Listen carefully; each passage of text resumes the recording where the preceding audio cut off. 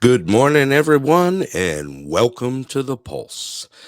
Today's headline news we're going to be doing today, and let's go ahead and start out with a little music. Enjoy, and then we'll get the show rolling. Thank you all for joining me today. Let's get going.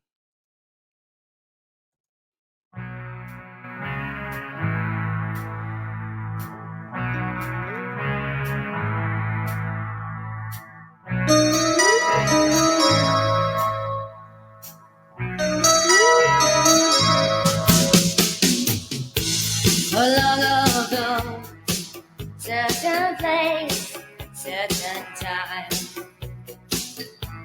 you touch my hand on the way down to Emmeline.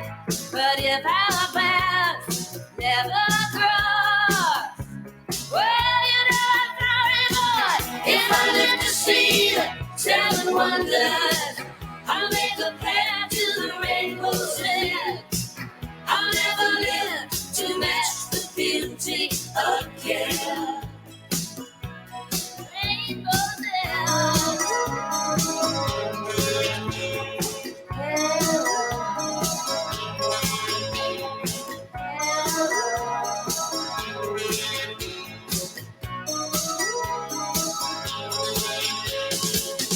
So it's hard to find someone with that kind of intensity. You touch my hand, I played it cool, and you reached out your hand to me. But if our paths never cross, well, I'm not sorry, but if I live to see the seven wonders, I'll make a path to the rainbow's end. I'll never live to match the beauty again. The rainbow's end.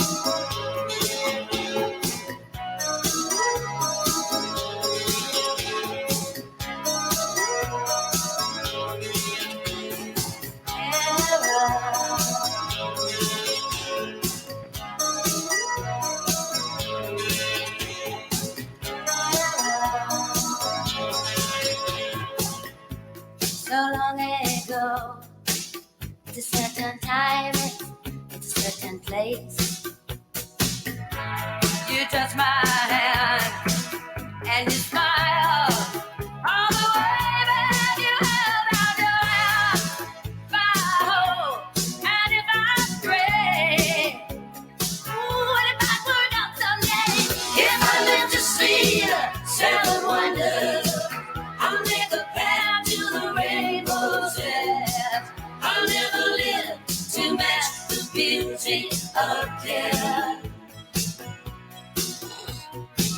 If I live to see the seven wonders, I'll make a path to the rainbow's edge. I'll never live to match the beauty again.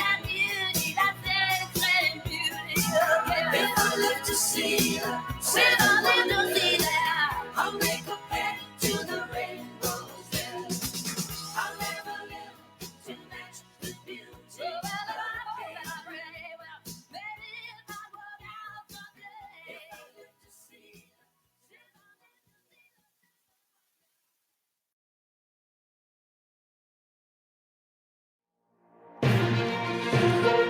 Good morning, everybody, and welcome to the Pulse. This is a new addition to our lineup of shows. The Pulse's headline news. Along with me is my co-host, Tucson Scott. As we've added another show to our list, we were requested to do some headline news daily, so we're going to try and get that going. First of all, let me welcome our co-host to the show, Tucson Scott. Good morning, Good sir. morning. Here we go with a second edition of the headline news. Also, I want to remind everyone that please take a look out for the Pulse out there. If you see us out there, give us a quick follow. That way you know when we're coming up live. We're going to try and do headline news probably through the week. And of course, we have our normal scheduled show Wednesday evenings at 6:30 p.m. That is our variety show. And 6:30 p.m. Alaska time. Please join us during then. It's a lot of fun. Also, I want to give out some shout outs this morning. First of all, big plug for the Old Man Show. Great show. Make sure you look them up and get on there and listen. Give them all the support you can. It's a great show, lots of fun. And also to shout out to PB Detectives. We were on it the other night and it was a lot of fun as well. So that's our shout outs for this morning. We're going to go ahead and get on with our headline news and let's see what we got going. Scott, you got some news popped up that we're ready to roll with? Yeah. I think the first thing that is out there is the U.S. sending another $2.5 billion Oh, to Ukraine. oh no. It's almost like a reoccurring theme, right? It's like your Right. Groundhog Day. You wake up in the morning, the U.S. sends Ukraine money. So somebody gets arrested for corruption. It's just like the same thing every day. Yeah. How much did they So send now? So what's our? I wonder what. Go ahead. 2.5 billion in weapons, not cash. Not in cash, but in weapons. Right. Well, that's still a depletion any way you look at it. That's right. Wow. Well, yeah. I mean, you got to replace the 2.5 billion in weapons. Yeah. Like if it's sitting in military bases all around the U.S. and we're like boxing it up and sending it, that means that we're just going to be reordering new stuff from the industrial military complex. And yeah. Crazy stuff. Along with your headline, there was another one that came out earlier today that said Germany signals it has ruled out sending Leopard tanks to the Ukraine. Really? They're basically saying, yep, they have us over a barrel. So there you go. I mean, here we go. It's crazy what we're doing right now. We talked about yesterday on the headline news. Anything else on that you saw that you want to get out there? Yeah, the other news. So this was announced at like 6:00 this morning. Google is laying off 12,000 employees. Really? Yeah. The tech industry is just getting annihilated. Well, we can see a lot of it happening right now. There's been plenty of news on that. Tech industry has been taking a hit. What was it? Amazon that we brought up the other day just had huge layoffs. Right. But yet the trucking industry is through the roof right now because there's plenty of people to buy, just no one to move it. So, I mean, it's kind of a catch-22. As soon as they get able to start shipping stuff, are they going to rehire? Are they going to do this? Yeah, but I would even say, even with the trucking industry, it's not like they're paying people more. It's not like the businesses are more profitable. Right. Like their economy's down. So, it's almost like they don't want they don't want to expand the businesses. But yeah, you're right. But it seems to me what they're doing, like with like the shipping industry, is they're branching off to figure out ways that they can do things cheaper. Right. So there's like lower paying jobs in the trucking industry. Like, yeah, for the owner operators, yeah, there's probably more and they probably could ever actually run. Yeah. But they're trying to figure out ways like that Amazon, the Amazon Flex stuff, and they're trying to figure out ways to get things done without utilizing services and contracts. Right. Like it's all like 1099 contract work. But they don't want to do those contracts with the shipping companies. Yeah. They used to have, I mean, as you know, like 5-6 years ago, they had signed up with a great contract with USPS. Right. So, right. Um, And most of the contracts, for Amazon are going out to Amazon Flex, which is private carriers. They sell in blocks, basically delivering packages in blocks. They're like 3-hour blocks, 5-hour blocks, blah, blah, blah. And then most of the movement is being moved by private enterprise, right. Amazon Relay, which they hire truckers out in the field to basically move their shipments around, from hub to hub. So, I mean, you could see where this is going lately, and that's another thing that just popped up, didn't it? In the news lately, is that the USPS just raised prices again, or are going to raise prices again. I did catch that like a day before yesterday, that there was something on it. I should have been more prepared before I said anything, but yeah, they are showing to do an increase again. Didn't we just have an increase like 3 months ago, 4 months ago in USPS? Um, not that I know of. I know they've been trying to hold it off. Yeah. So, but they've also haven't been getting as much business. Right. So Right. there's that too. Okay. One of the things that I heard is, USPS is it's we pay for it. Yeah. Like, yeah, they do make money, but their overhead is not cleared by their margin, their profit margin. So they're Okay. always underwater. And Yeah. I was going to say it was about maybe more than 5 years ago. Yeah. Basically said if they did not get money from Congress, Yeah. they would need to go away. Huh. They just Wow. they don't have a profitable business. And I actually heard a really nasty reason why. That a lot of people aren't going to like.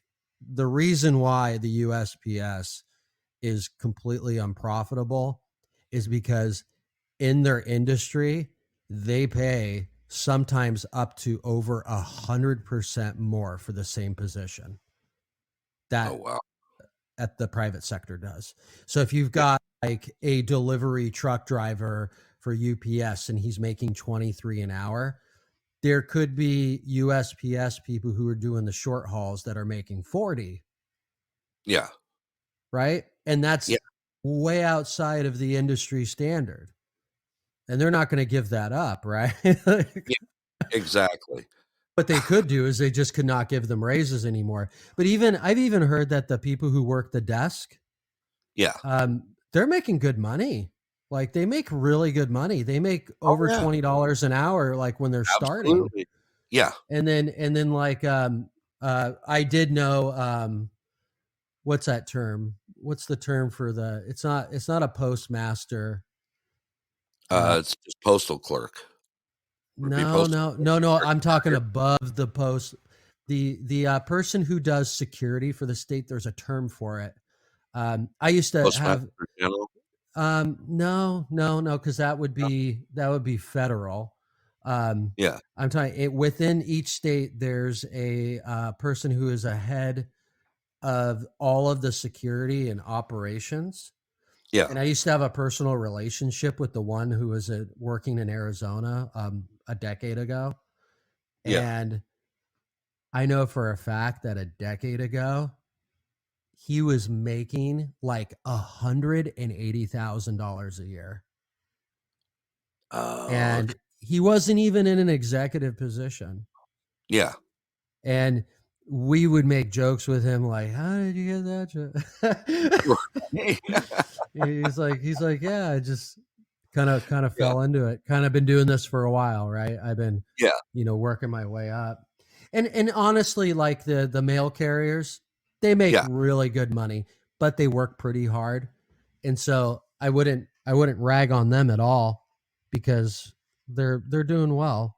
A lot of those guys, like we've talked about this before in Arizona, they run, you see a lot of them running in vehicles, right? They run to the boxes in the neighborhoods and the subdivisions and stuff.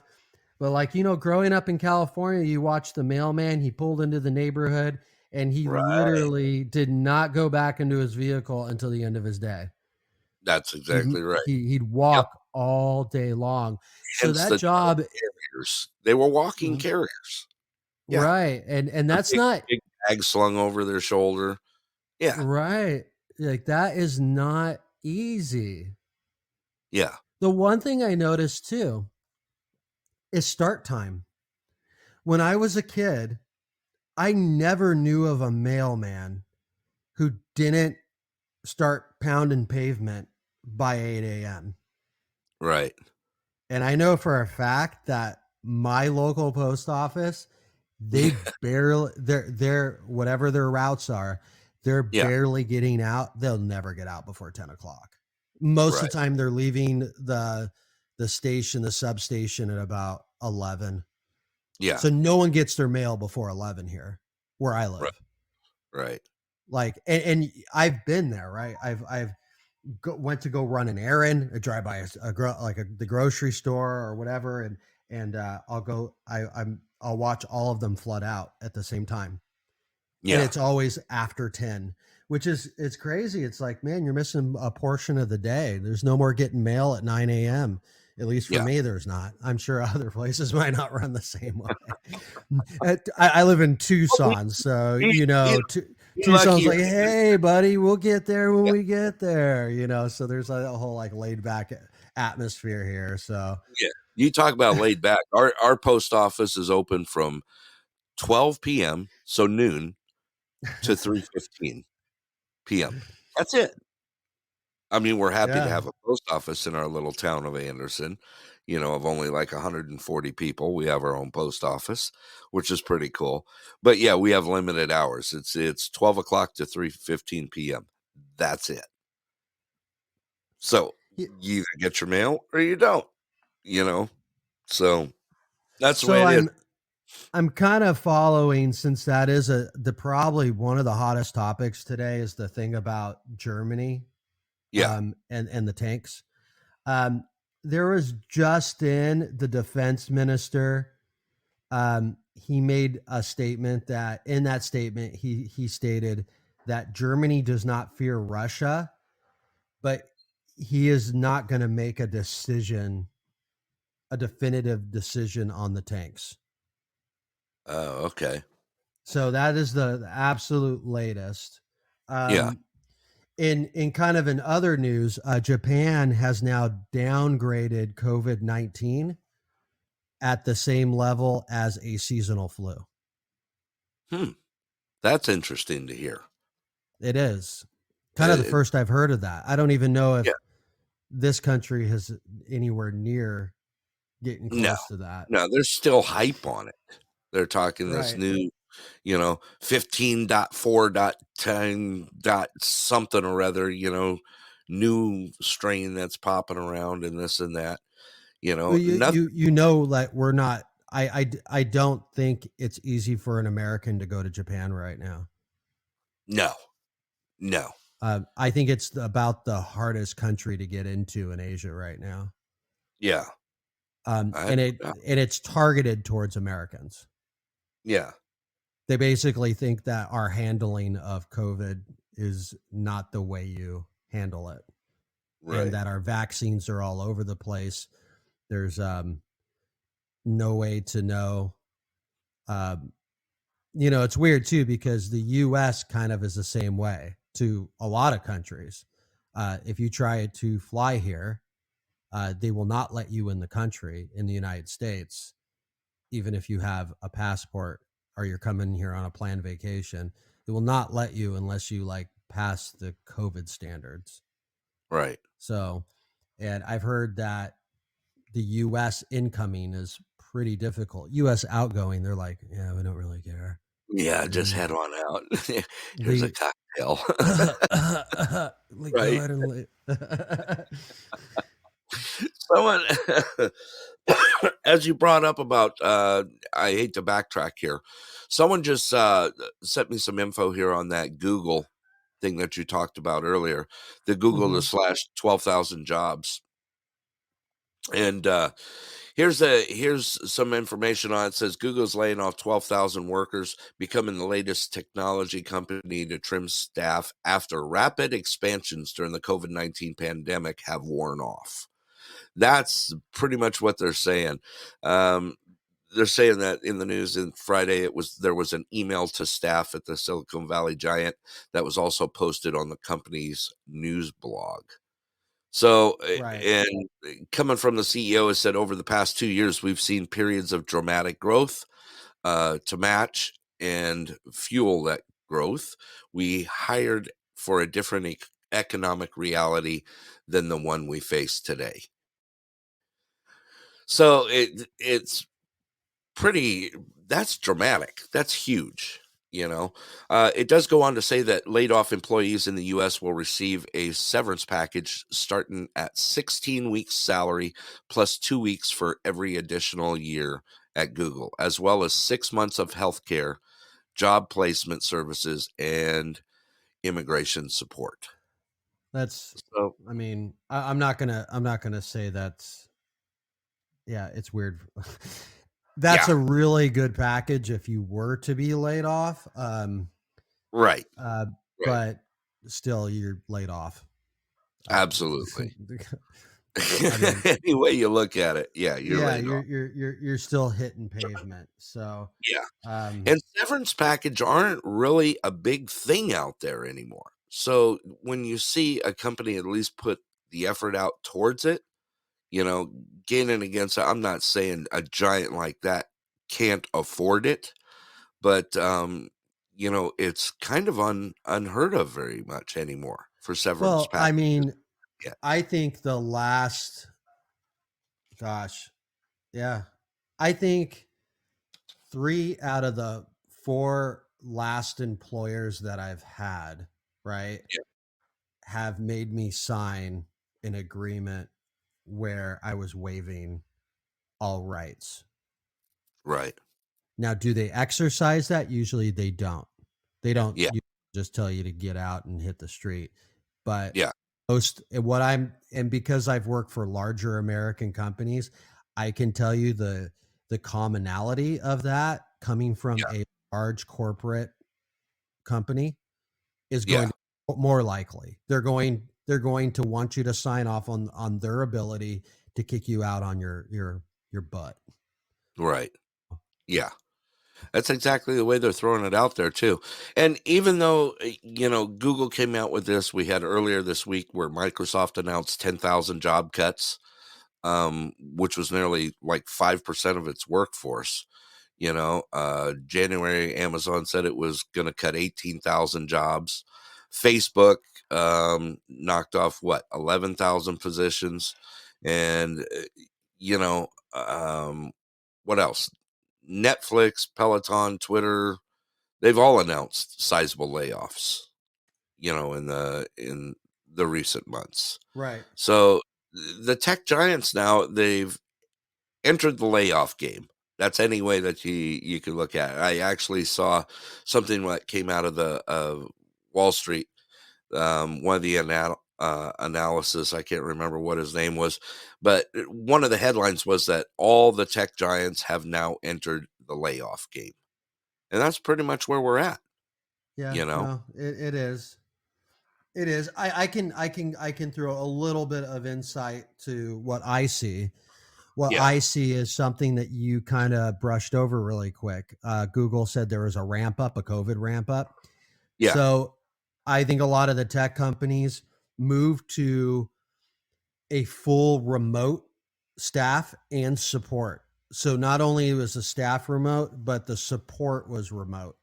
So right, customers that they used to say fly into and do the services in an in-person visit were then switched to remote. So they beefed up the remote staff, and then as COVID's wearing off and the need for remote is not as necessary, they're kind yeah, of figuring out that they didn't need to hire any of those people. And right, they're also figuring out that they don't need as many people as they did pre-COVID. right, So it's even scarier than just say, oh, it's a COVID influx and they're going back to the original. No, They figured out that they could actually pay people less to work remote.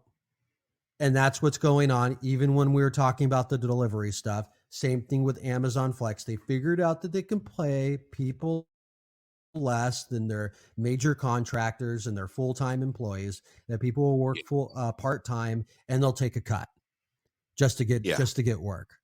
So, yep. Tech jobs are dropping, and you know what I see on the rise is the workforce, the actual down and dirty workforce. They announced here in Alaska. I see this popping up all the time. Every time I turn around, I see a new something popping up here in Alaska. Like there was like 84 new jobs that just popped up on the pipeline, which is pretty awesome. You know, that employs a lot of Alaskans here, and it's big money here, huge money that comes in. I'm seeing it in the travel industry here in Alaska. Things are ramping up already for it. You know, we're already looking at springtime travel coming in. Last year was pretty bad when it came to filling positions in certain areas. The hospitality industry was hurting. The driver industry was hurting here in Alaska. So there's not going to be, I can't see us having a shortage of, you know, the blue collar workforce, so to speak. Is that what you would call it? Yeah, but I would also, stress that a lot of these industries, they're bouncing back because of COVID. Right. And because COVID is becoming less and less of a concern for, we'll call it the average Joe. Yeah. So they're hiring back, but at the same time, they're hiring back for positions that they had years ago. Right. And I mean, you could look at the job numbers. If the job numbers bounce back, the U.S. job numbers, but they haven't grown. Right. We're not employing more people than we did by percentage. Yeah. Like none of those numbers, they haven't gone super negative for about a year now. Yeah. But they're still not great. And, also too, the way the U.S. government tracks, they exclude people who are unemployed, like actually unemployed past unemployment. Yeah. So, it is. It's right. It's a crazy world, So if you've been unemployed for like, say, 6 months or something like that, the U.S. government actually does not care about you. You are nothing to them. Literally nothing. They won't even count you anymore. Yeah. You have fallen off of their radar completely. Yeah. Okay. And all those numbers are pretty concerning for the growth of the country, right? That's pretty concerning. Yeah. All right. I got a breaking news for you here. What's that? Here's one. I don't think you have this one on the list, but I'm going to throw it out anyway. U.S. Customs officials are cracking down on egg smuggling. I kid you not. Yeah, I heard this was being covered yesterday quite a bit.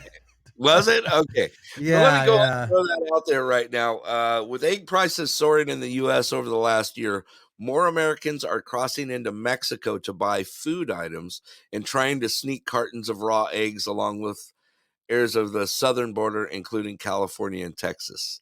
A statement put out by them was saying, we are seeing an increase in people attempting to cross eggs from Juarez to El Paso because they are significantly less expensive in Mexico than the U.S.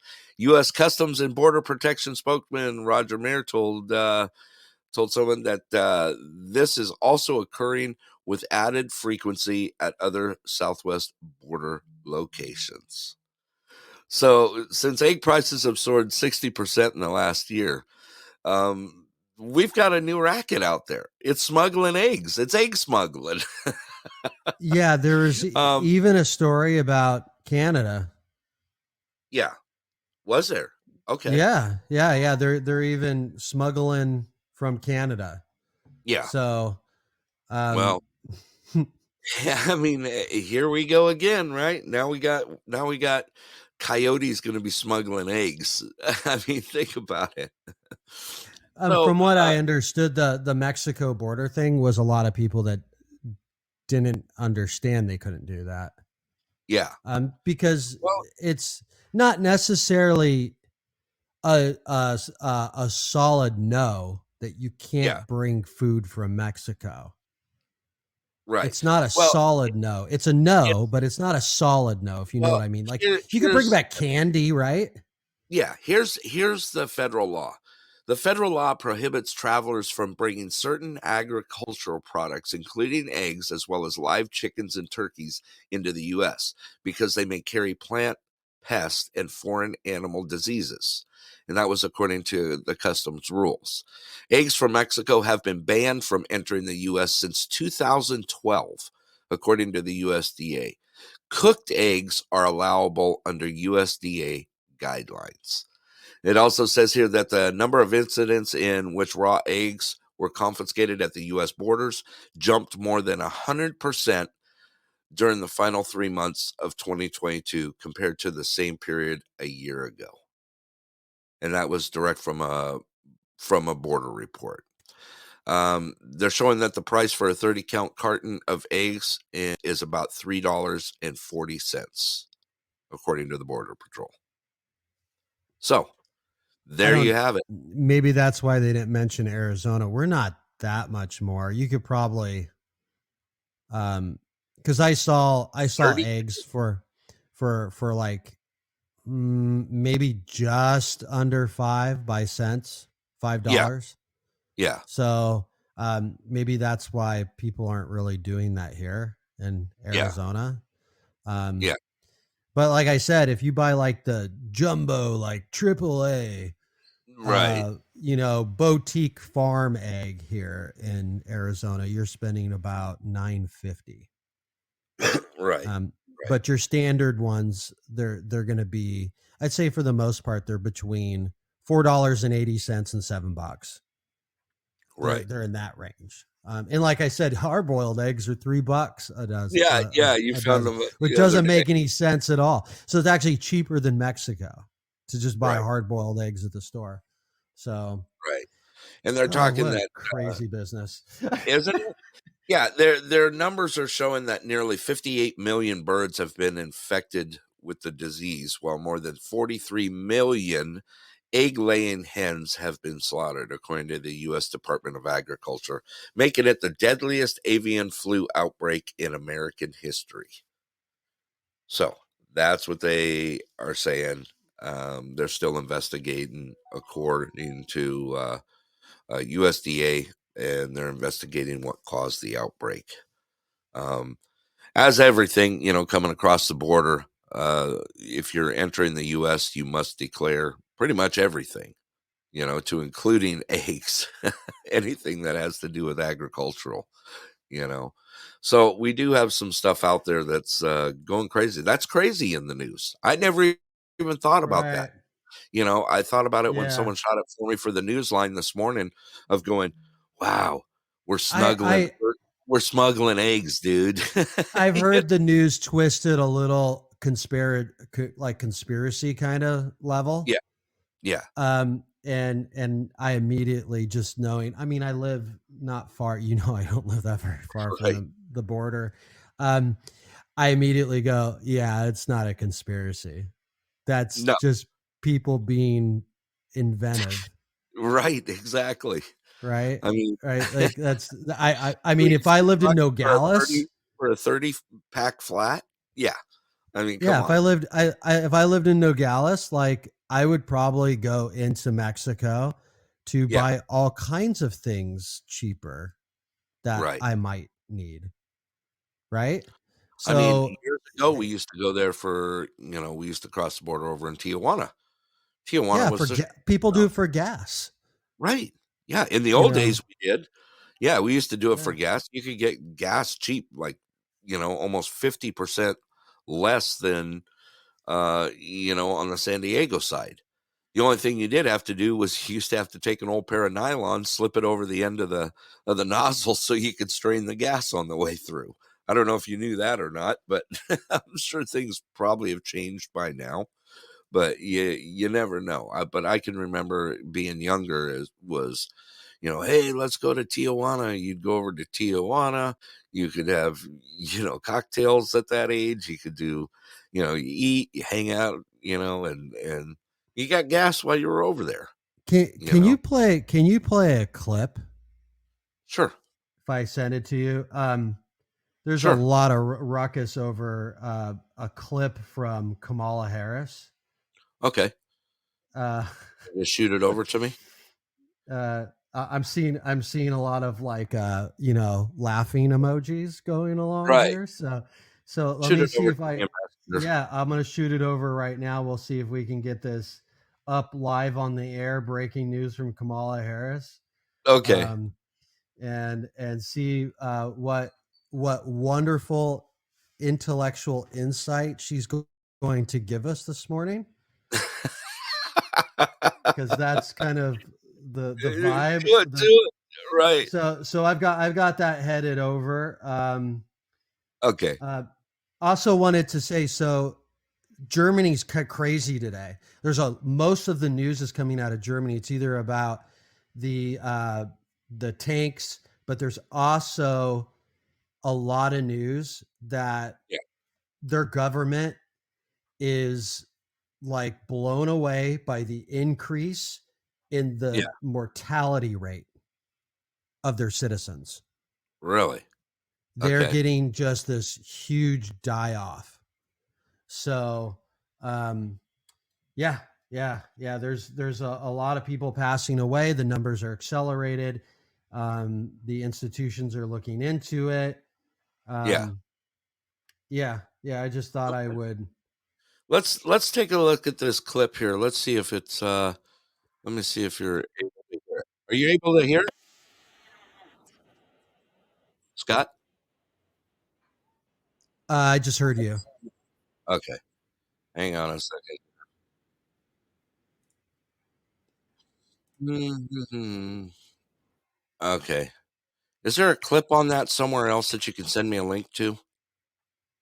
Coming over in an MP4. I'm having a little bit of difficulty doing it. No, that's the way that it came through on all the feeds. Get it? Yeah. Let me see if I can throw you a link. Okay. And see if we can get that up. And I'll do so we have luck here. Okay. Hello, Yancey. Good morning, my friend. How are you today? Okay, let's take a listen to this message here. Okay, I got it here. This should be able to. Let me know if you can hear this, Scott. Here we go. Let's see here. Is that it? Nope, I'm not. Nope, okay. I'm not hearing anything. I can fix that right now. Let's go ahead and do a little techie here. I'm going to go ahead and shoot it over to here. Da-da-da-da-da. I can do this. We got this easy. Okay, here you go. Here's that clip that Scott has just talked about Kamala Harris. And here we go. Today, America has more than 500,000 miles of transmission lines, enough to wrap around the globe 24 times. These lines connect the power plants where electricity is created to homes and businesses and schools and hospitals across our nation. Think about it. Every time you turn on a light or charge your laptop or plug in your air conditioner or put leftovers in the fridge, you rely on the power delivered by our nation's network of transmission lines. Okay. Scott, you there? What? Did you catch all that? Yeah. Yeah. I got it. I got it. Is it the transmission lines? Yeah. Hold on. I I think is this PBS? Where is that Sesame Street? Like Sesame Street. The Muppets are coming. I was waiting for her to talk about how magical electricity is. Right. Yeah, I was kind of waiting for that. Yeah. I mean, absolutely. Right. Well, I thought I'd share. I was like, it's lighthearted. Absolutely.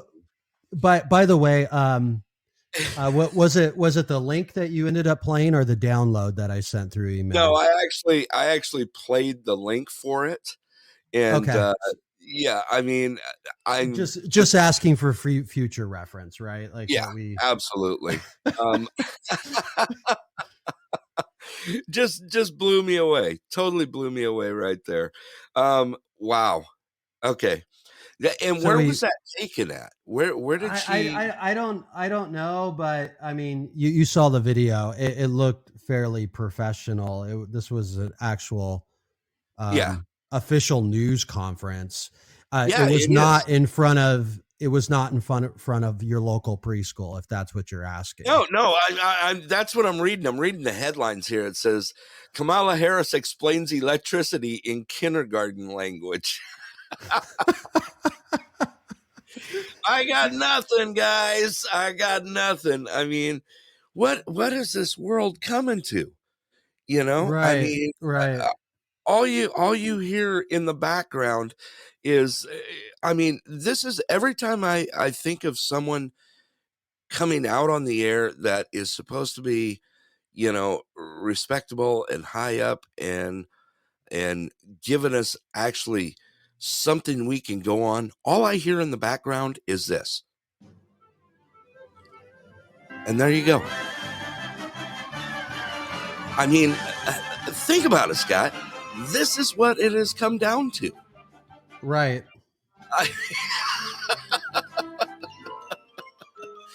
I mean, absolutely. I got nothing. I got totally nothing. Let me fade that out here. I've got this is breaking out of Germany right now. There are protesters in front of the chancellor's office there. Yeah. And I'll go ahead. I'll send you a clip of what's happening there live. Okay. Let me comment on this real quick. Yancey just commented. That's how stupid she thinks we are, that we have to be spoken down to. Please, ma'am, use small words for my tiny peasant brain. Thank you, Yancey.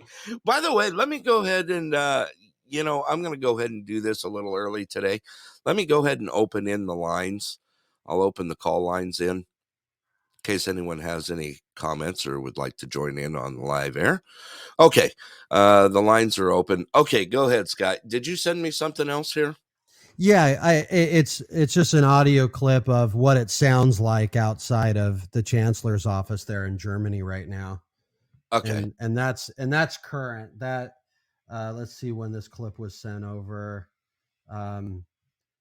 Geez, that was an hour ago. An hour ago?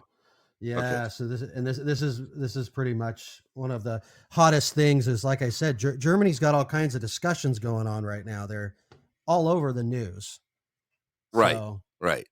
Okay. Here is the headline. Should I tell them the headline on this clip before I play it?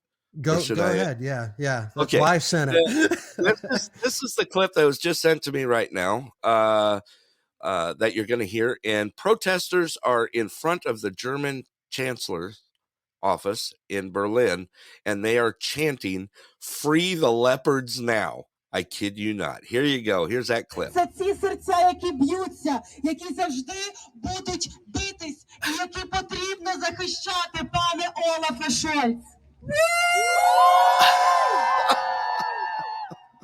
Jeder von dieser Lichtern ist die Seele, Herz von den Menschen, von Ukrainer und Ukrainerinnen. Wow. Free the leopards now. Where do you go with that? I mean, You know what? You know, at least they changed the name of their tank from Panzer to Leopard. Like, I mean, at least they're not using the old, you know, World War II Nazi regime names. Right. You know, that would even be more disturbing. And one of the reasons why I'm even making that comment is because it's like recreating a moment that's already happened in history. During World War II, the German tanks rolled into the Ukraine. Yeah. And initiated one of the largest mass extinctions of a Jewish population out of any country during World War II. Like, there was more people killed in the Ukraine in one day than any other country during World War II. And it happened the same way. And the reason that Germany justified that action during World War II was they said it was to stop the Russians. So there's even verbiage that, so a lot of people are like, wait a minute, I don't know if we're getting too close to home or too close to, you know, repeating some of the same verbiage and it sounds familiar. Like, didn't I read this in a history book? Like, you know, there's a lot of, you know, people talk about this stuff with the Ukraine. Obviously, both of these countries are awful. Yeah, I mean, there's some. They're like different degrees of dictatorships without free government. So one of them's a lot bigger than the other. That's to me, that's pretty much it. One of them's a bigger nasty than little nasty. You know, it's like. Did you just hear that thump on my mic? I don't know how I just did that. You hit your forehead on the. I did. I did. I just did a Homer Simpson. I totally just did the don't. I leaned forward to get something on the backside of the desk and walked right into my mic. There you go. There's some comedy coming at you this morning. Right. Right. Okay. Let's see. What else do you have in the list? I'll let you go with one since I just threw out the egg one. Watch out for those egg smugglers. That's a big headline news right now. We're smuggling eggs across the border. Okay, go ahead, Scott. I think I'd have to kind of switch over to just kind of things that are happening internationally. There was an American military base that was attacked today in Syria. And if you follow any of the news from that region in Syria, the U.S. military bases, this has been going on for 6 months. That these U.S. bases are being attacked. They're getting, missile and weapons are being fired on them.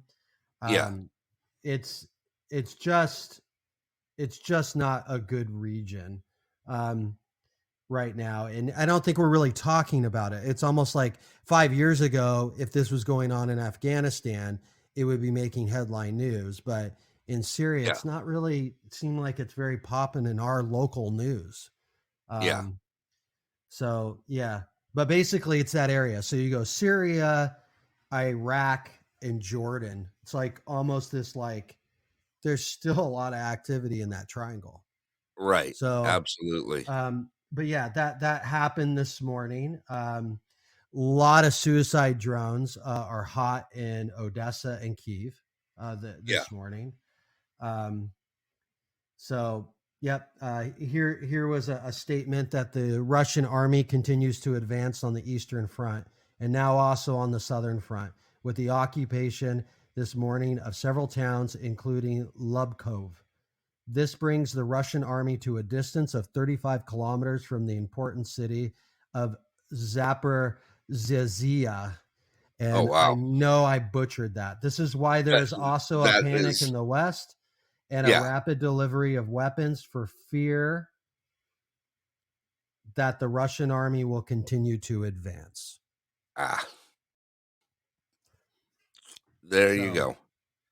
Yeah, Yancey just put it out there. The Middle East obviously isn't profitable right now, so Eastern Europe is in the I focus of money. I 100% agree, but Absolutely. we've got our own soldiers there, and people are shooting weapons at them like they're being attacked. Why news? Um, I know. All so right. and then latest, this is coming out of Israel, watching the German tank news coming over. The Free the Leopards. Right. It was put out in Israeli news this morning. Ukraine is disappointed that Germany will not transfer Leopard tanks to Kyiv, and also forbade some countries to do so. The Germans decided that they will send their tanks only if the U.S. will send their M1 Abrams tanks. We heard that news yesterday. Yeah. But it's coming out this morning also. Okay. So, yeah. All right. I got one more for you here. I'm gonna, since we're kind of doing this flip flop thing.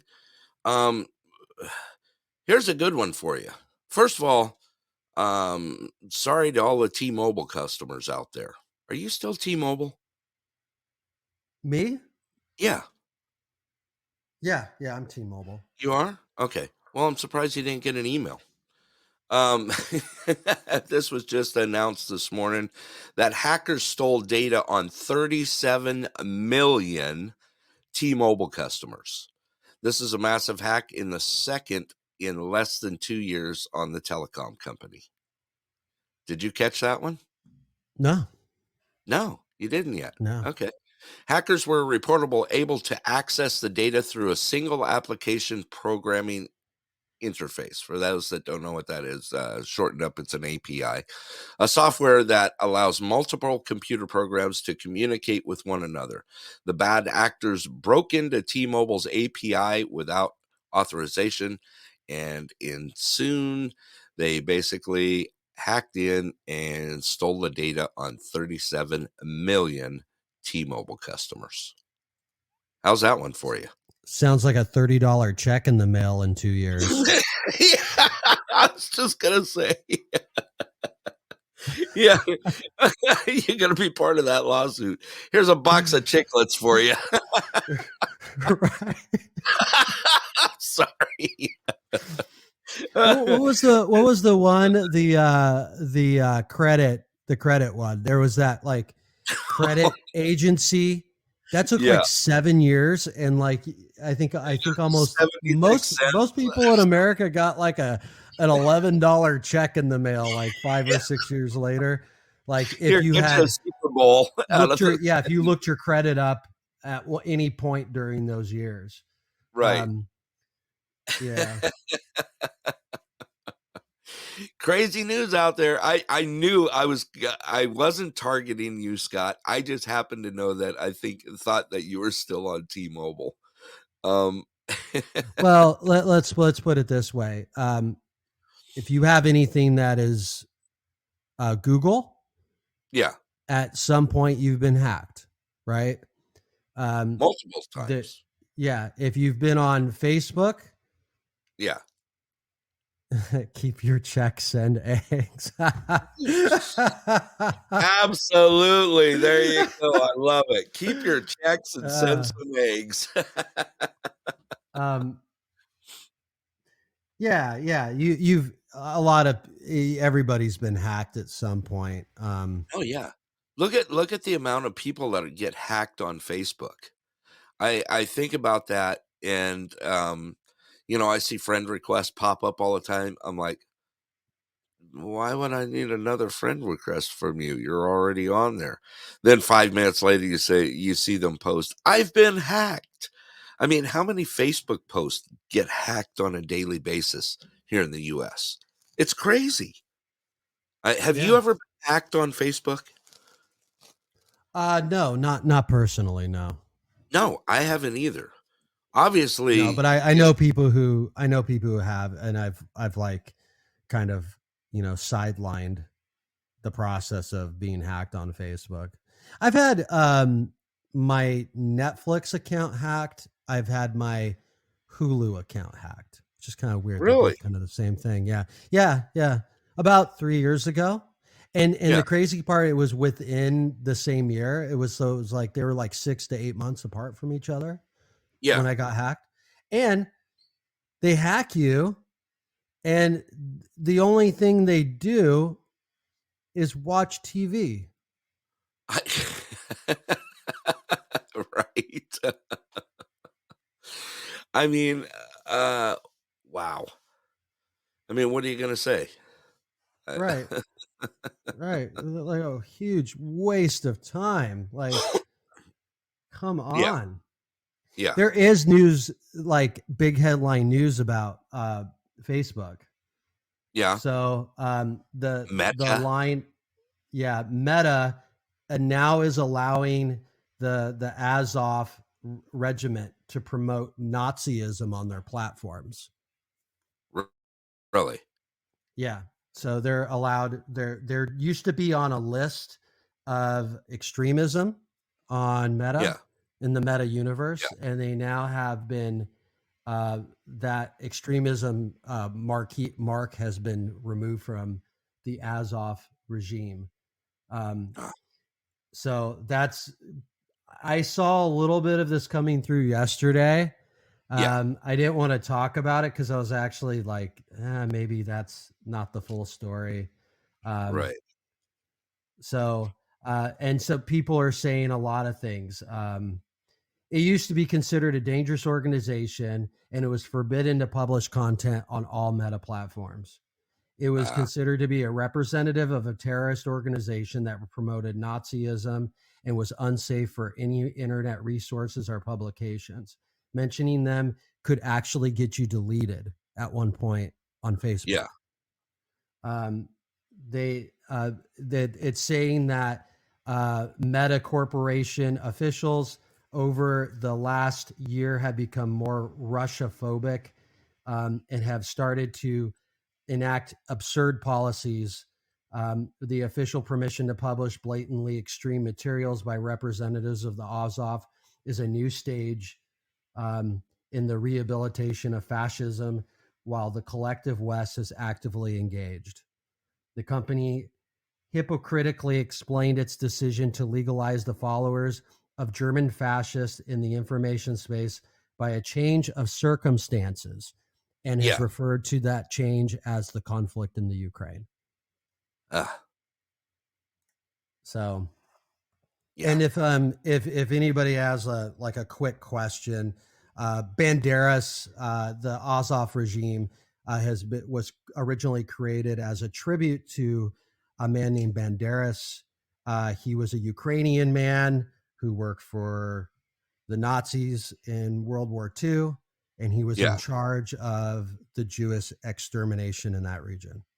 Okay. And when I was talking about that they held the record during World War II, it was under Banderas's order, and it was like 60,000 in a day. Wow. Okay. So it's absolute, obviously huge part of the Holocaust.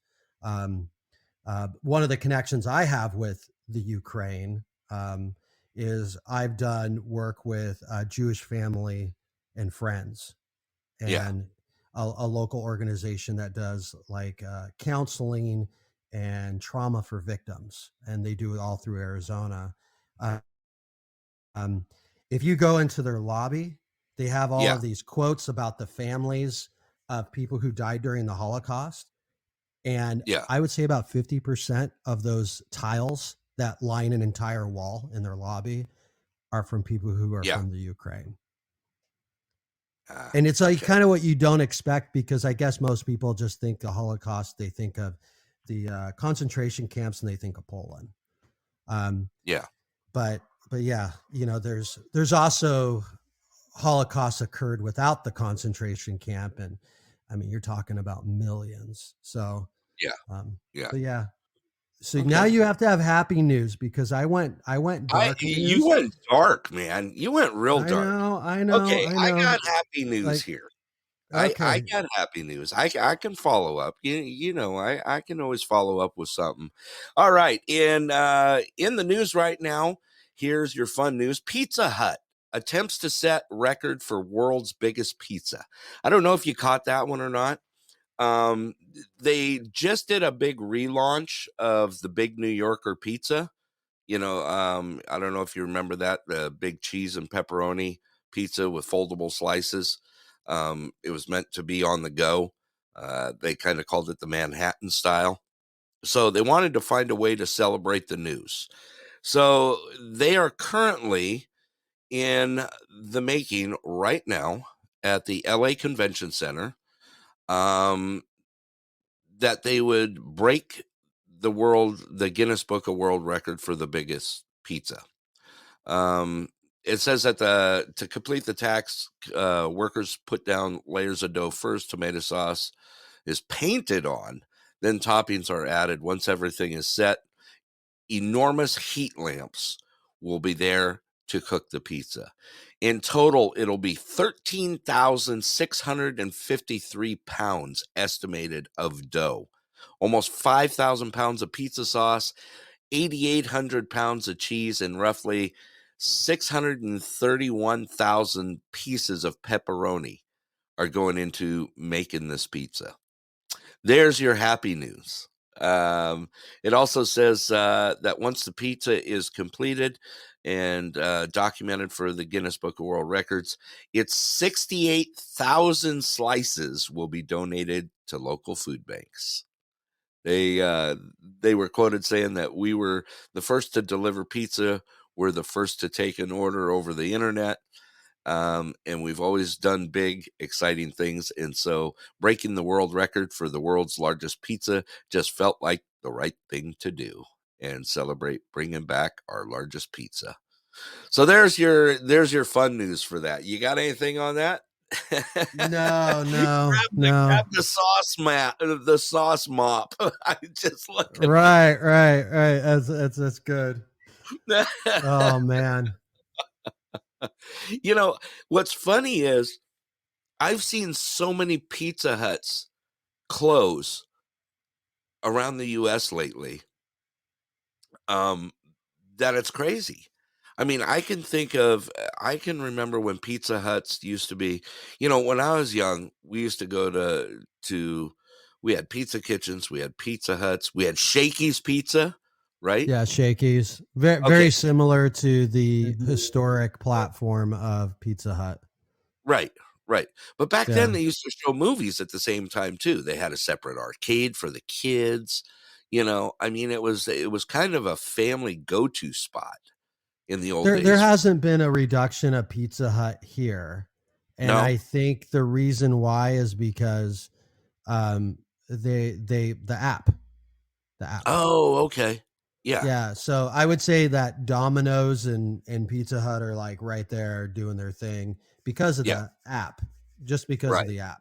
Susie just posted, "I want pizza now. Thanks a lot." Good. Yeah, I kind of do. I kind of do too. I'm like, you mentioned, gosh, what is it? What are they called? Oh, Detroit, right? You mentioned, you said New York, Manhattan, and I was thinking, you reminded me, Pizza has a Detroit pizza. Yeah. And the Detroit pizza is the sauce goes on top. So it's cheese bread with meat on it. And then they slap the sauce on top. I actually really like it. I know it's kind of weird, It's some the people upside down pizza. Right. Yeah. But I didn't know that was a thing. Like that's a kind of Detroit style. Right. But yeah, they actually have that. So go ahead. No, you go ahead. Matter of fact, Yancey just touched on it. There's been an explosion of carry-out, delivery-only pizza places here. Right. And if you've noticed, I've seen a lot of commercials. I think it's Domino's now that if you do a carry-out pizza, they give you a $3 tip. Have you seen that, Scott? No, I haven't. No? I haven't seen that. We're seeing commercial. Where I live in Tucson, what he's talking about, what I think he's talking about, is you've got local places that have been expanding like crazy that are literally like those old school where you walk in and there's just like a counter. So they're really just built for carry out, like kind of like the old Little Caesars. places. Yeah, like Little Caesars. But like, yeah, we've got a lot of those here that they're doing things a little more, normal. I don't know how to say it. Like you got like in the degree of pizza, right? Right. Like Little Caesars pizza is like as basically as fake as you can get. It's like a slight step better than a frozen pizza, right? and then you roll into the Pizza Hut and Domino's, and then you roll into all the local stuff that we have here. And we've got really good carry out pizza from local pizzerias. We've got everything from traditional Italian, which I'll be honest with you, I don't really care for. I'm Italian and I really don't care for traditional Italian pizza. It's just bread to me. It's bread with some stuff thrown on it. But like, we've had places that like actually have chefs, like known chefs that are local that own regional local pizza places here. So yeah. But you made me think about something. Domino's. Yeah. They had the Rolex program. Like, I always thought that was really cool. Like, so if if you were a store manager for Domino's and you made the sales quota for your region, they would literally send you a Rolex Datejust. Really? Yeah. And there's thousands of them. They weren't like an unobtainable prize. We're not talking about a Harrier jet from Pepsi. Like fake. There are hundreds. Like if you go on eBay, I guarantee you're going to find a Domino's Pizza Rolex. And you people will go, oh, is that fake? No, it's totally not fake. Those are real Rolexes. Those dials were printed in Switzerland at the factory. Yeah. Okay. Yeah. And Yancey just posted their small footprint locations and reduction of overhead must be the mentality. Absolutely. Because we are seeing those little pop-ups everywhere. There's drive-through only places. Yeah. I heard that Wendy's was doing that. There's little pop-up locations that don't have a dining room. We've seen that a lot in, you and I, Scott, have seen it in the banking world change, right? We've seen tellerless banks. You think it's a bank, you pull up, you walk in, and there's nothing but ITMs in there. Not ATMs, but ITMs, basically interactive. I'll tell you something that's been happening. Those are going away. Are they really? Yeah. There's barely any of those open. And you remember they were calling it cafe banking? Yeah, cafe banking. Yeah, that trend is long gone. It's just not hot anymore. I think it was Capital Chase One opened up. Right? It was Capital One that did the cafe, and then Chase had cafe banking like in the Seattle area. They bought WAMU. And they converted a lot of the Washington Mutuals to these like cafe kind of things, like where you go in, there might be one worker there. They're like, hey, how you doing? Yeah, have a cup of coffee, and then go stare at a computer screen to get your banking done. Right. So it's just kind of, it's a strange format. And I think it works in some places. I think it works if you're in a downtown area. I mean, think about if you work downtown, you walk over to the bank, you get your stuff done, you walk out. But in your suburban places where you've got, more of a suburban population, I think I don't want to hang out shy with ATMs. Yeah. No one wants to hang out at a bank. It's the worst thing ever. Not unless it's around Halloween where you can fill your pockets full of candy. That's about it. Do you want me to blow your mind on a really bad, actually, I don't want to call it a really bad opinion, but just something that I have an opinion about all of a sudden. What's that? Okay. I'm going to ask you a series of questions and I'm going to just see how this goes. When's the last time you bought a gift card? 8 years plus. Oh, okay. So you're not a gift card buyer? No, Not no, really. no. You get them though? I do at times. I find it okay to get it for people that are hard to shop for. Okay. So you've That's bought them. I have, but generally I'll just send it to them, online transaction wise. I won't Okay. physically like go into a store and stare at the spinning carousel, picking off, you know, gift cards. It's just not Okay. my thing. So Did I shoot you down by saying that? no, Okay. you're right in the mix. Okay. Go Who do ahead. you think sells the most gift cards? I'm going to say probably Starbucks. Wow, you're right on the money there. Am I? Yeah. Yeah. Yeah. I would say One point Nancy six without Taco billion. Bell. Yeah. Yeah. 1.6 billion a year. I know this for a fact because of in previous, when we were engineers back in the day, Scott, you remember Yeah, those yeah, days? they're a client of ours. Right. Exactly. At one time, spending time working on their fast routers, this and that, and being close to the window, I saw so many payments being made with gift cards. And that's what Right. triggered it in my mind. It was like one car after another, gift card, gift card, gift card. If it wasn't a gift card, they were using mobile pay with their phone. It's like, here, bump, you're done. Okay. So I read an article about the worst bank practices in the world. Okay. And I expected to see some crazy stuff like, like a bank somewhere that was supporting terrorism or something like that. Right. Right. No, on top of the list was Starbucks. Really? Yeah, because basically what they do when you buy a gift card, you're actually initiating a loan that you're the holder of the loan, or they're the holder of the loan. You're giving Starbucks a loan. That's what you're doing with no interest. They're making money off of it. Basically. No, they're not making money, but they're borrowing money from you, and they're not paying you interest.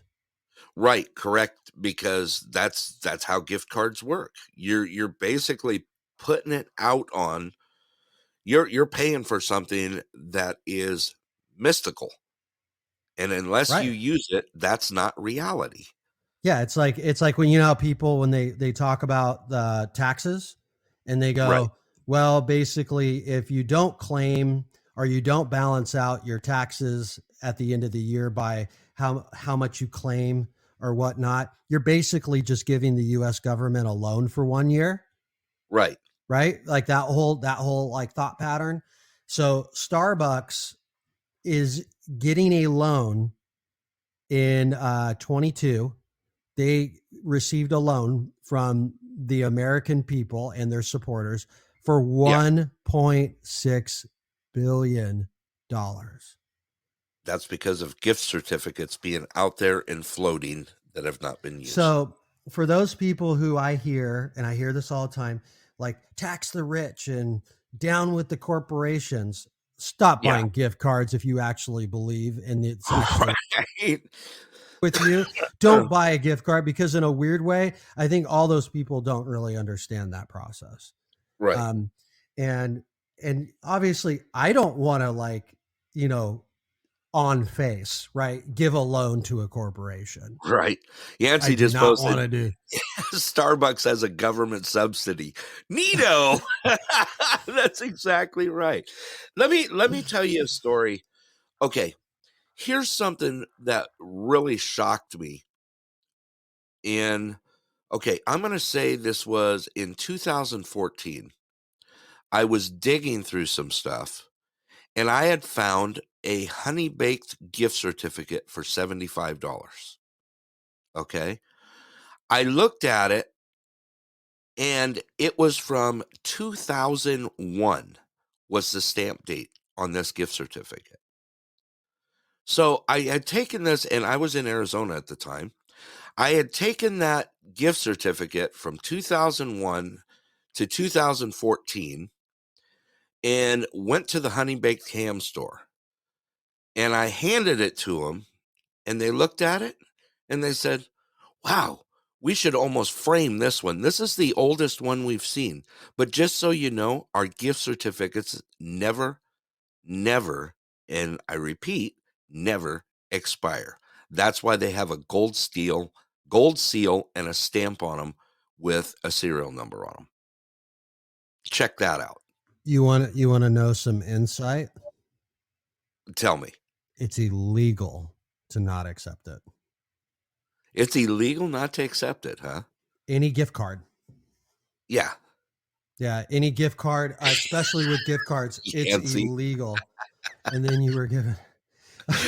They're like, we have to match it with the year. They're like, this one's. We're gonna give you one is ham from 2000. This is called our cured reserve.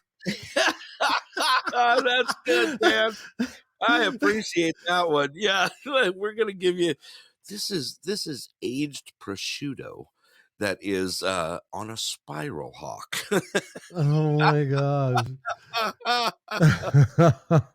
But I kid you not, that gift certificate was 13 years old, walked in, and I think I got the ham for like, I don't know, Thanksgiving or Christmas or something. You ever been to a Honey Baked Ham store around the holidays? Yeah, I was going to say prior to the year that you're talking about. In 2013, from 2013 to like 2003, for like 10 years, I got a $25 gift certificate to the Honey Baked Ham store every year. Yeah, for Christmas time, and I was like, I just go in there and I slap it down on the counter and I just go, how many jars of pickles can I get? Right. Because unless you, I mean, obviously they're really good hams are a little bit of money, and $25 is like, it's a good percentage off. Yeah, you're getting a third. It's a good ham. Yeah, it's a good percentage off, but at the same time, it's like, I didn't want to spend any extra money. Like if you want to be savvy and make the ham yourself, you could do pretty close to the job that they do with the effort, right? The effort. That's the key word, though. You said effort. How many people want to do effort around the holidays? Well, how many people want to like bake a ham for 5 to 10 hours? Right. I know you don't have to do it that long, but they're also, they have they do have a curing process, and that curing process, there's no way that you could do that at your house. I mean, it's not like you're going to have like, this is the room where I hang up my ham hocks. I hang my hawk. Yeah. Look at Yancey. Yeah, set it and forget it. Yeah, that's right. Instapot. Oh boy. No, I find it funny. It's funny that I knew that about Starbucks, but I never thought about it, because basically when you're paying for, think about how many lost cards are out there that people receive as gifts, throw in their ashtray, throw in their glove compartment or whatever, and forget about them. And they don't find them till like dump the car or something. That's money that is spent that they have accrued, and basically they're not have to pay any service for it. Right. I mean, that's yeah. Susie just posted, I do just because I want to eat, and my chef is MIA with the dishwasher and the maid.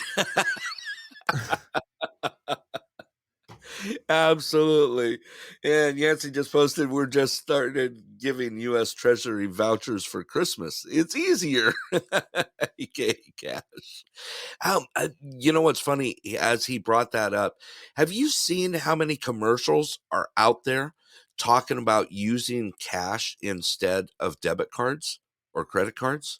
Are you seeing those down there in Tucson? No. Alaska's TV is flooded with them. Why? You know what? The point? I don't know. Let me see if I can find something on it. Do you got any? some Federal Reserve simping.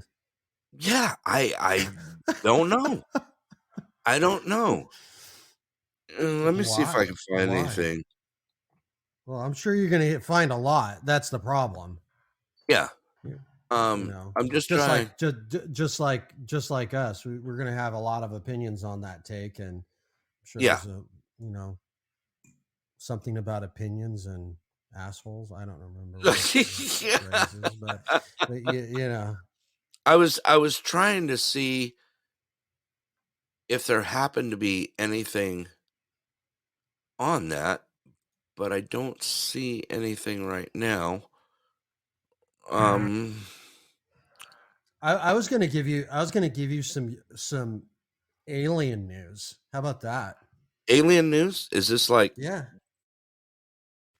okay? What's hot in the UFO topics? Okay. A recently written out interview from 1993 has been unearthed. It's from a Dr. Shirley Wright. She used to, as what I'm reading is that she used to be a staff member of Albert Einstein's team. Okay. And she was one of the only doctors selected to do a top secret investigation of the Roswell incident. That's the latest and greatest from the Roswell, New Mexico saga. Yeah. So and supposedly, they had a panel, and they were pulling people from the private sector to talk about what happened there. We don't know, and she also was forbidden to talk about it, even at that late stage in her life. She just said that she was part of it, but that's the latest and greatest. And I'm a slight fan of Roswell. Maybe not as much for the aliens, but just Roswell in general. I know when you went on July 4th, I mean, you had an incredible time. It's a great town to go to on the 4th. Yeah, you FaceTimed with me and was walking down the street, and I mean, what a cool place. I actually added that to my bucket list. Look what Yancey wrote. I have read that. I did read that. Yeah.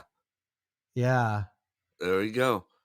Have you guys ever heard of Richard Nixon showing Jackie Gleason proof of aliens during a drinking binge? Yeah. There's so much. There's so much. I mean, I got nothing. I have honestly seen some stuff. You know it. I know it. I've seen some stuff. I mean, I was sitting in the restaurant, the Rustler's Roost. You know where that's at, right, Scott? In Phoenix? Yeah. Up on the hill in Tempe. Yeah. South Mountain. I was in there out on the patio having dinner when the Phoenix lights began out there. I literally watched the pattern of the planes coming into Sky Harbor change when that was going on. I mean, that was an odd one. That was crazy seeing the Phoenix lights happen. Everyone knows that story. And living in Phoenix, like at that, not at that time, but when I moved to Phoenix, it's like weird. You met quite a few people that like to talk about it, but almost anyone who lived there, they're not like dismissive of it. They're right. Like, even if they don't, they completely are never, ever going to believe in anything that's alien, right? They're going to say, yeah, there were totally strange lights in the sky. Absolutely. That's going to be the gimme. So like, and I'm kind of, I like to hear from both people.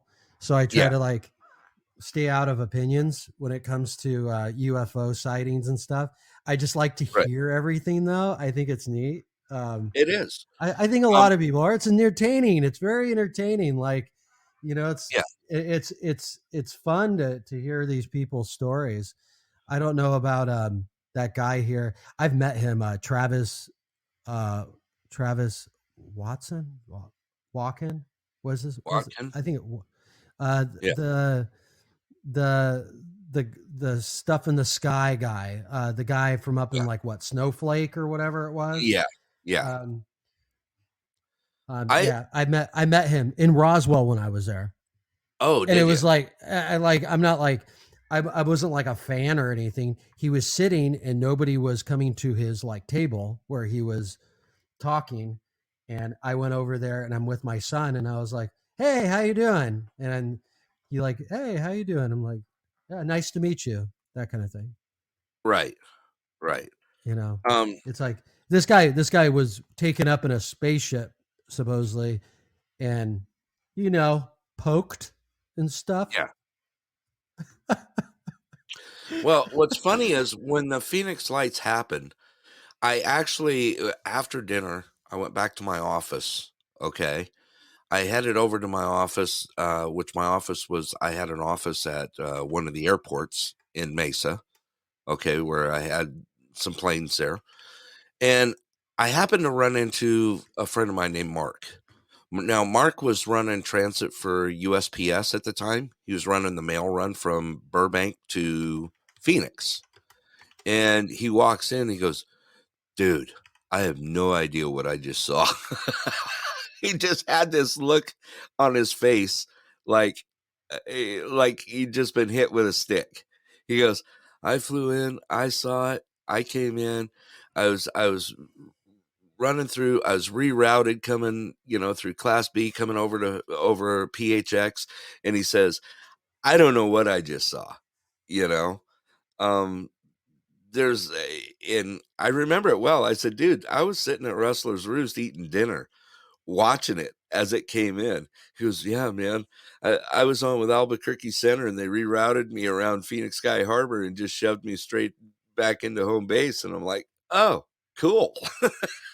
But he had just this shocked look on his face. Yancey just posted also that Dan Aykroyd has interesting stories about alien encounters. Now, Dan Aykroyd, this isn't. Yeah, I've never heard any of those. No, other than the Coneheads, right? Right. You'll have to pull that one up, see what there is. So yeah, by the way, it's Travis Walton, and the movie was Fire in the Sky. And okay.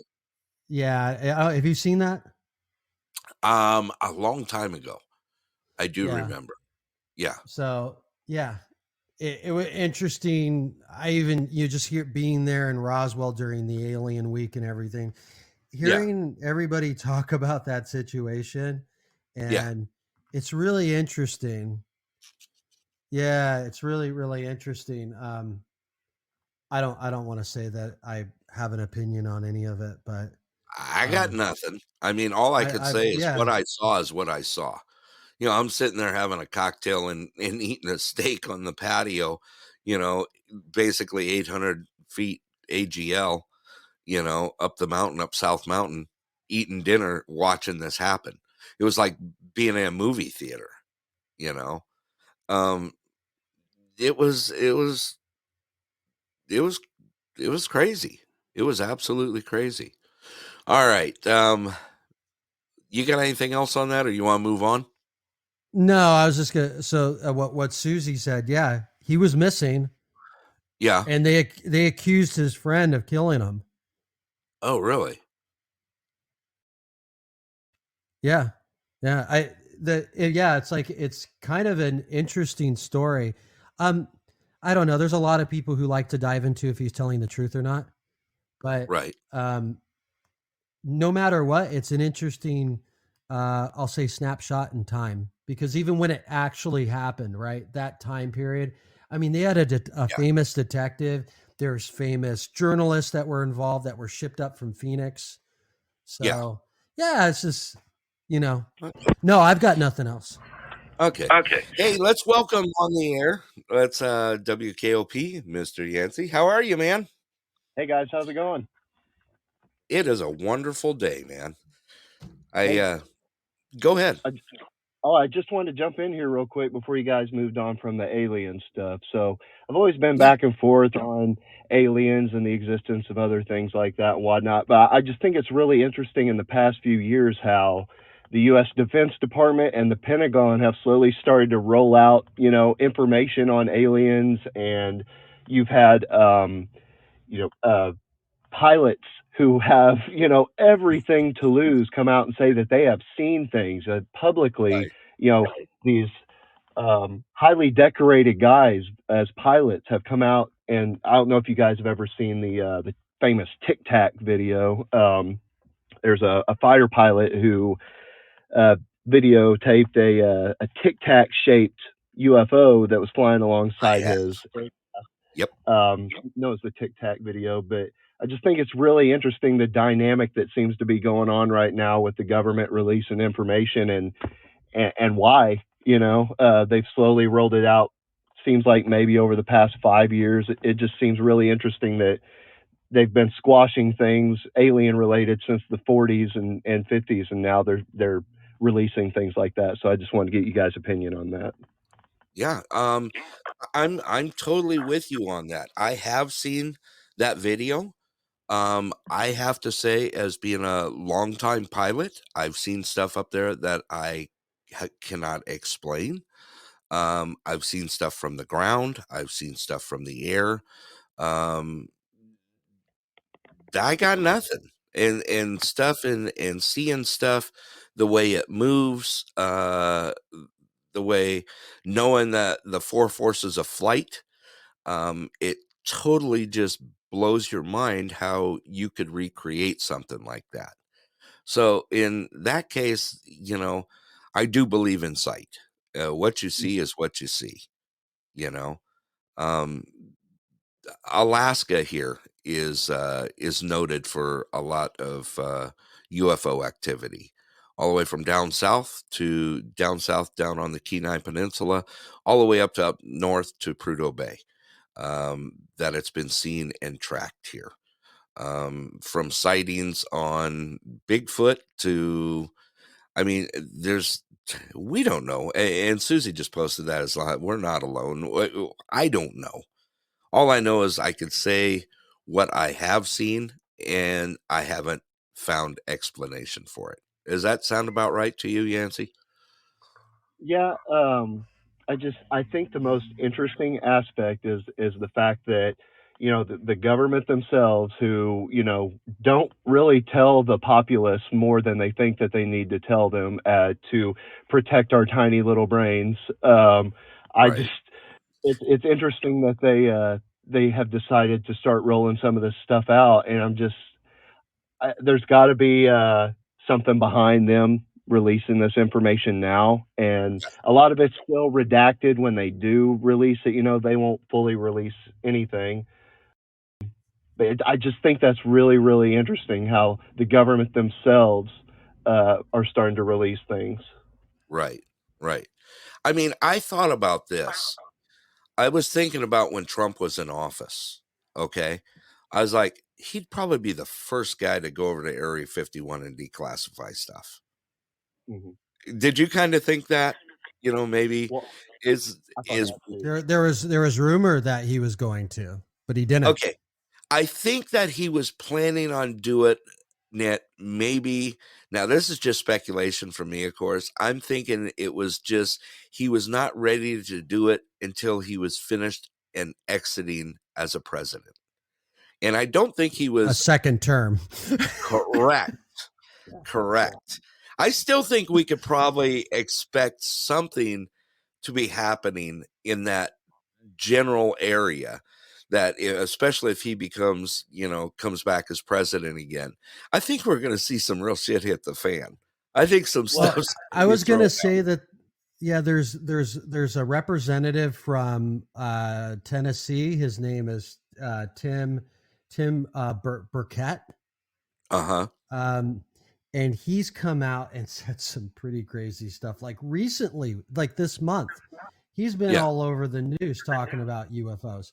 He did an interview and someone asked him about, what do you know about UFOs? And he's like, they're not Russians, and there is life outside of this galaxy. He also was being interviewed, and he said that there were members of Congress that were involved in the studies of materials that are not found on planet Earth. Mm. And then he's seen the paperwork. So it's like, it's not like he's saying, oh, there's UFOs and I've seen flying saucers. No, he's like actually talking about like work he's seen in the US government. So yeah. I mean, Susie just threw it out there. That's why they haven't gone back to the moon, but yet they're planning on doing it right now. I mean, how much stuff is hidden that we currently don't know about from the military? We've been kept like a mushroom for years, and that's everything. Absolutely.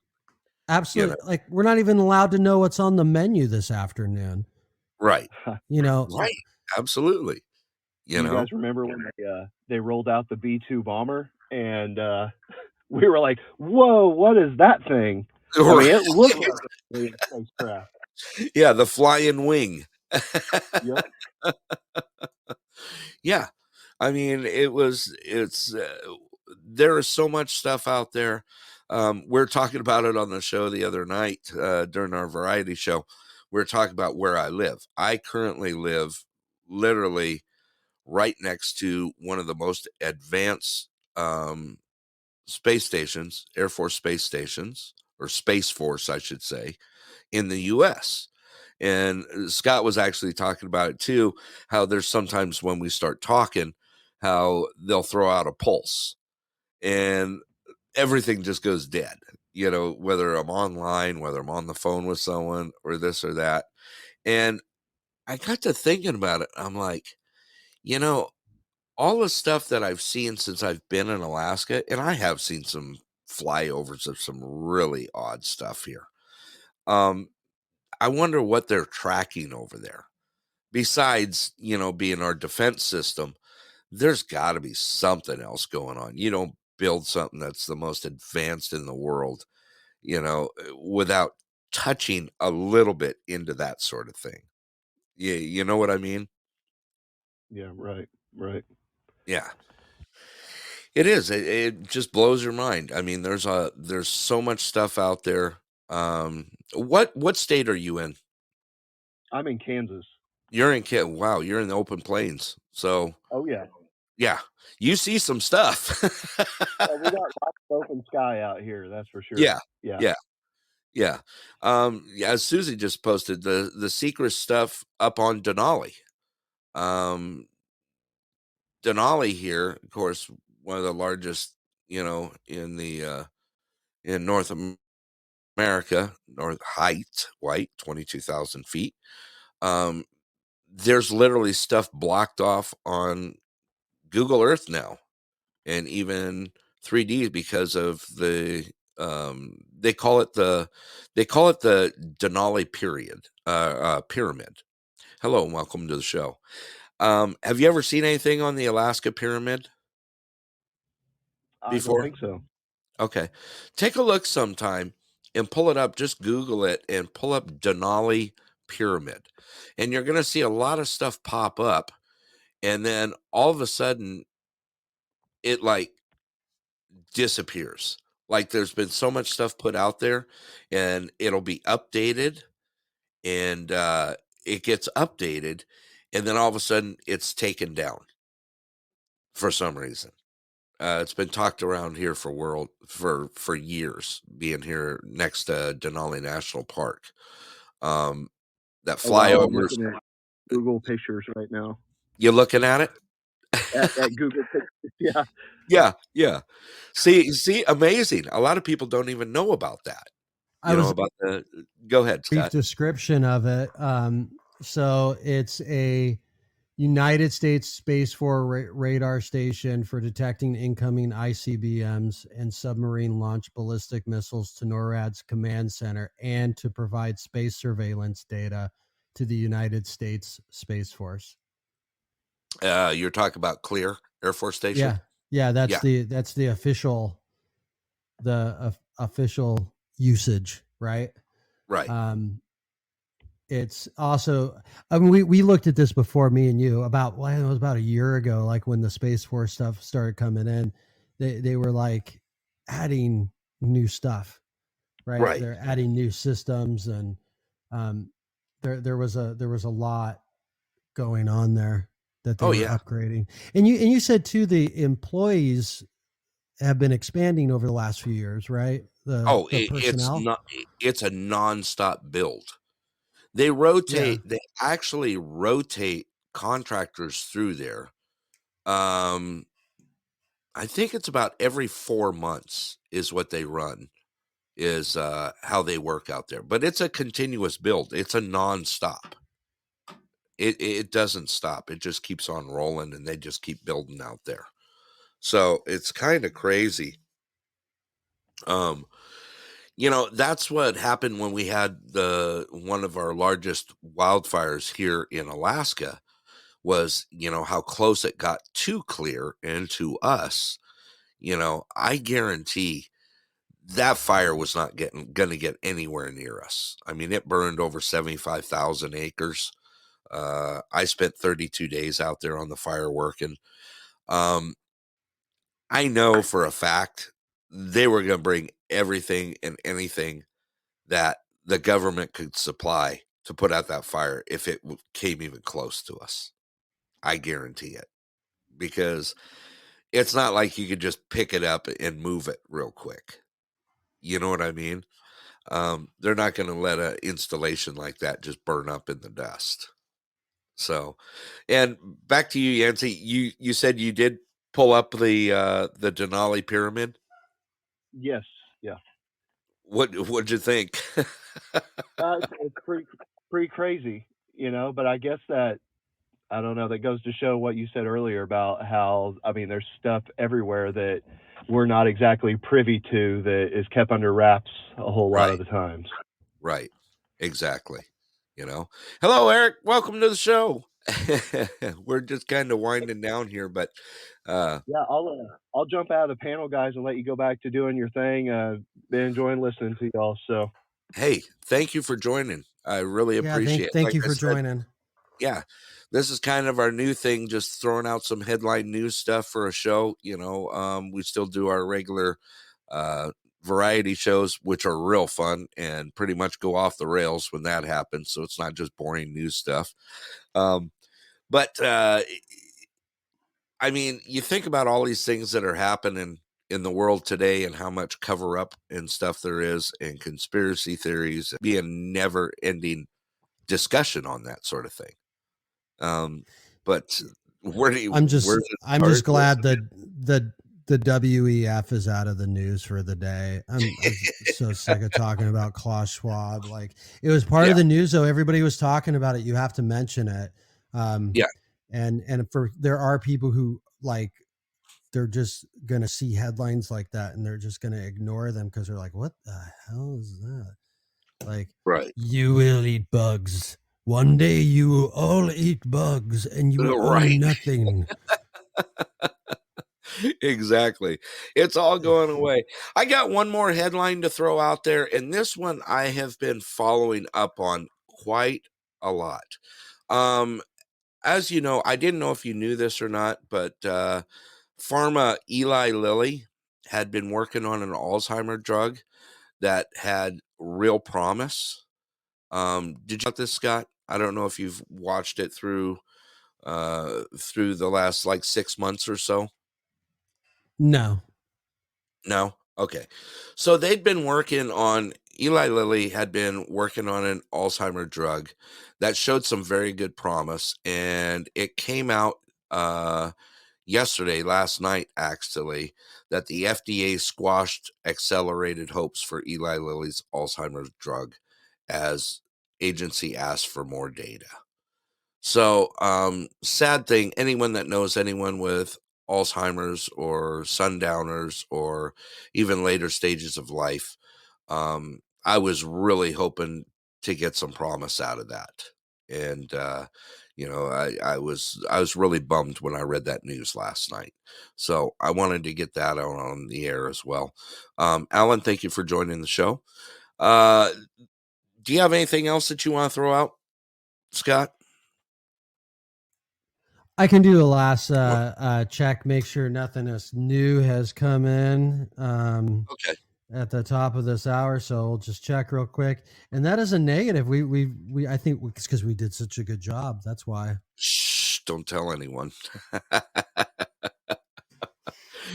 Well, I must admit, as we talked about it on another show last night, this is a fun stretch. It's definitely outside the box for you and I doing a headline news show. We were requested to do it for those that, don't have access to the outside world here in Alaska. And of course, it's just kind of fun to do for everyone to listen to. So, I guess we should just keep on going on this thing because the show is actually, I've got some real great feedback on it. And, the more participation, the better. I see, we need to maybe start opening the lines up a little earlier, as we talked about earlier today. But I'm enjoying it. I got to say, I'm really enjoying it. Yeah. Yeah, I think it's kind of neat just to kind of run through the headlines and have our own agenda. I mean, obviously, nobody likes the news. No. So I thought I'd take a shot at it. Right. Absolutely. I think we've done pretty good. hey, if the bar is so low as like Fox and CNN, I can obviously do the news too. Right? All right. For all those out there listening, please make sure you hit that follow button. We do shows all the time. This is a new show for us. The headline news. We're going to try and do it, at least try and do it through the week, and get that out there. Along with our other show, we do a variety show, The Pulse in Anderson and Nenana. That is our variety show, which has gone off the charts lately. I'm really excited about that. We've had some great panels, great participation, and it's just been flat out a lot of fun. With that, we do a show. Our normal scheduled show is Wednesday evenings at 6:30 p.m. Alaska time. And be on for that. It's a lot of fun. I do open the board up. We do have our normal panel on here that gets on, but I'm always looking for new people to just jump on and have some fun. Our chat is real lively, and our call-ins are a lot of fun. We do impromptu shows also. So if you don't see that today's headline news, those are our variety show out there, and it's usually titled The Pulse Live. It may even say in Anderson and Nenana. For those new listeners out there that are listening to the show, I am based in Anderson, Alaska. That's in the interior of Alaska. It's in the northern section. We're about 90 miles southwest of Fairbanks in a little village. I'm in a village of about 140 people. So good times. I really enjoy having the show. I've been podcasting here for quite a while. Scott's been my co-host for quite a while, and we just really enjoy what we're doing here. All righty. Scott, you got any final thoughts that you want to throw out before I wind down the show here? Nope. That sounds good. Okay. Be on the lookout. Like I said, hit that follow button. We may be throwing an impromptu show out this weekend.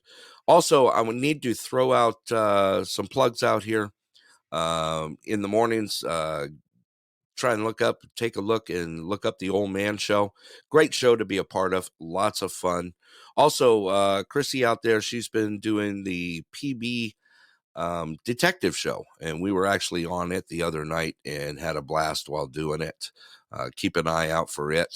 I think her next one is supposed to be tonight. I think it's 9:00 Central Time. Is that right, Scott? Yeah, I think so. Okay. Yeah, that sounds good. All right. So we'll send her a plug on the way also on the way through. With that, I'm going to go ahead and wind this thing down, and we'll go ahead and play one more tune on the way out.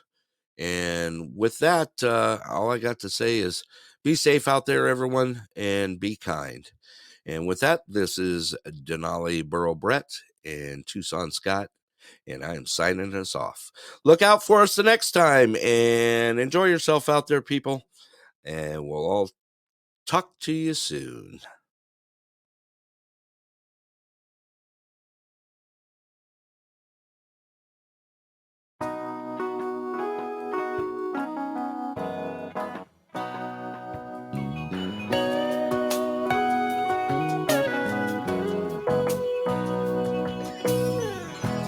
Day after day, I'm more confused.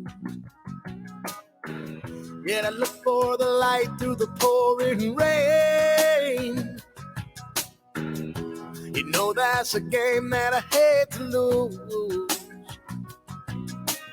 And I'm feeling the strain. Oh, it ain't shame.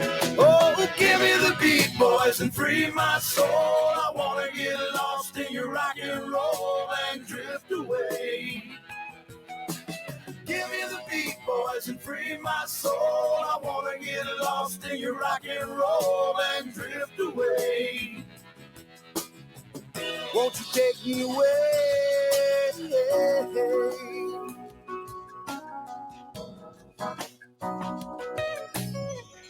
Beginning to think that I'm wasting time.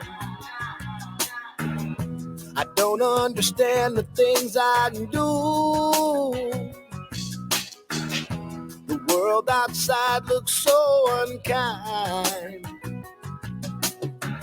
And I'm counting on you.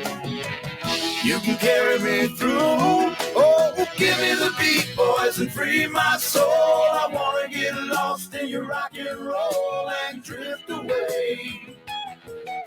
Give me the beat, boys, and free my soul. I wanna get lost in your rock and roll and drift away.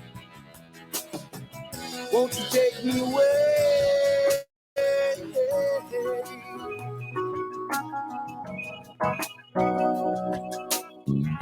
And when my mind is free, you know a melody can move me. When I'm feeling blue, the guitar's coming through to soothe me. Thanks for the joy that you're giving me. The joy that you're giving me. I want you to know that I believe in your song. Oh, yeah. Rhythm and rhyme and harmony. You help me along. Making me strong. Oh, you're making me strong. Oh, give me the beat, boys, and free my soul. I wanna get lost in your rock and roll and drift away. Drift away. And give me the beat, boys, and free my soul. I wanna get lost in your rock and roll and drift away. Drift away. Give me the beat, boys, and free my soul. I wanna get lost in your rock and roll and drift away. Just give me the beat, boys, and free my soul. I wanna get lost in your rock and roll and drift away. Yeah, oh, won't you take me? Oh, won't you take me? I wanna drift away. Won't you take me away? I wanna drift away. I wanna drift away. Take me home. Let me drift away. Won't you take me away?